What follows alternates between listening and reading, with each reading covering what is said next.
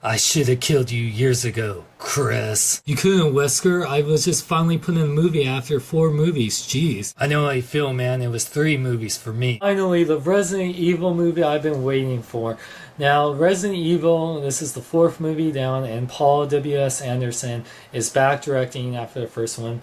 Now, I wasn't a biggest fan of the first one. It had elements of the Resident Evil game, but I thought the first Resident Evil was more of a tribute to Resident Evil. The second one was definitely my favorite of the ones before this one, because it was more like Resident Evil 2 and 3 combined. That Jill Valentine and Carlos and stuff.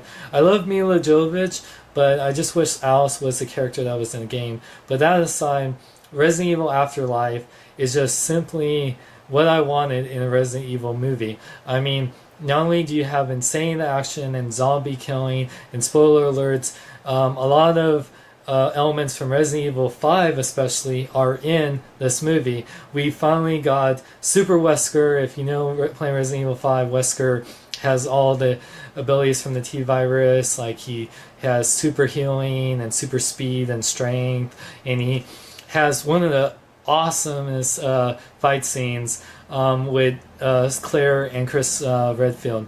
And that's another thing. Finally, after 4 films, Chris Redfield is in it. And Westworth Miller does actually a great job as Chris Redfield. They really got a part of the elements like the gloves, and the outfit is very it's a mixture, I say, of Resident Evil 5 and 1 inspired in elements, but still I really just love that he's finally in there, and he's very badass. And Ali Larder, who is just probably the hottest she's been in years, kicks ass as Claire Redfield. One thing I wish in the film, they had more of the relationship with Claire and Chris. They acknowledge that they're brother and sister, of course, but because Claire has memory loss in the beginning of the film, she doesn't really know who Chris is. And you don't really see you see them work together, but you don't see that brotherly, sisterly bond, which I would love to see, especially having Claire and Chris Redfield finally in a movie together. Sean Roberts as Wesker, even though this is the second actor to play Wesker, I have to say, I love that he's really evil and over the top, because that's how Wesker is.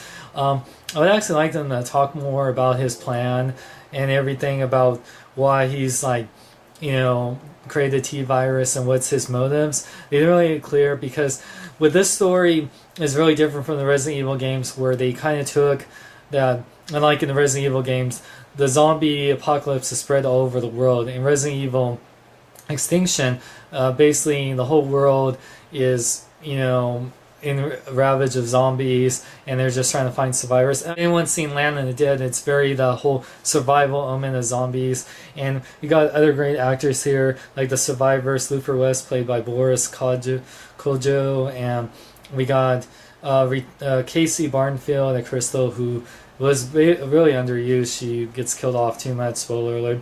But it was really cool. Some other returning actors, we get K-mart, played by Spencer Locke, back. She doesn't really speak that much in this one, but it's good to see her back. And the ending, which I have to say is probably one of the best parts. After the end with battling Wesker and everything, we get to see Jill Valentine back in the post-credit scene. And not only is she back, she's with blonde hair, and she has the control device on her, like in Resident Evil 5, and I just love that. And now going into 3D, if anyone, I've seen some bad 3D movies this year.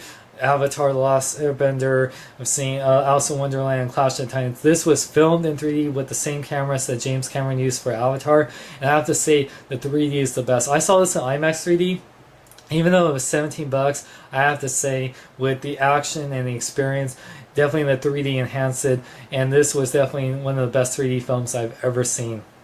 I have to say that if you're a fan of Resident Evil, this is definitely the Resident Evil movie you've been waiting for, and definitely even though the story is a little slow at times, when the action gets going, especially the beginning with all the clone analysis I'm glad that they didn't use throughout the film, because the whole clone story was kind of in Extinction, so I'm glad that it was only used in the beginning and then they're all killed off. So Yeah, with the whole survival element in the movie and just the action fighting the zombies, especially the executioner from Resident Evil 5.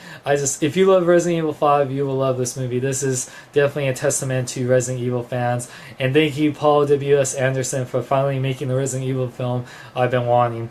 So I have to say that Resident Evil Afterlife gets a rock on, meaning a 4 out of 5. Definitely see it in 3D. You won't regret it. The 3D is insane. Wait a second.